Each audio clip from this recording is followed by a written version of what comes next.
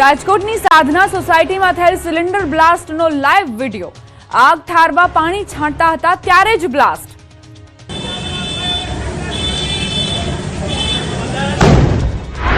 રાજકોટની સાધના સોસાયટીમાં ગત રોજ અચાનક બે ગેસ સિલિન્ડરમાં બ્લાસ્ટ થવાની ભયાનક ઘટનાનો વિડિયો સામે આવ્યો છે।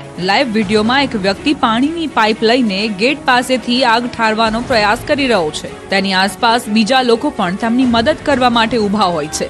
એટલામાં જ એકાએક ઘરમાંથી બે ગેસ સિલિન્ડર બ્લાસ્ટ થતા આસપાસમાં અફરાતફરીનો માહોલ સર્જાય છે।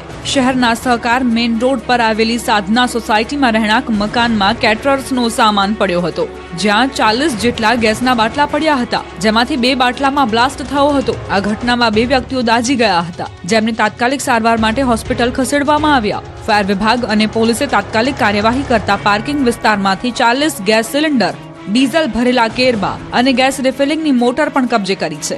ભક્તિનગર પોલીસ સ્ટેશનમાં ગેસ રિફિલિંગ અને કાળાબજારીના આરોપમાં ફરિયાદ નોંધવામાં આવવાની તૈયારી ચાલી રહી છે। ફાયર વિભાગે બિલ્ડિંગને બીયુ પરમિશન સહિતના જરૂરી દસ્તાવેજો આપવા માટે નોટિસ પણ ફટકારી છે।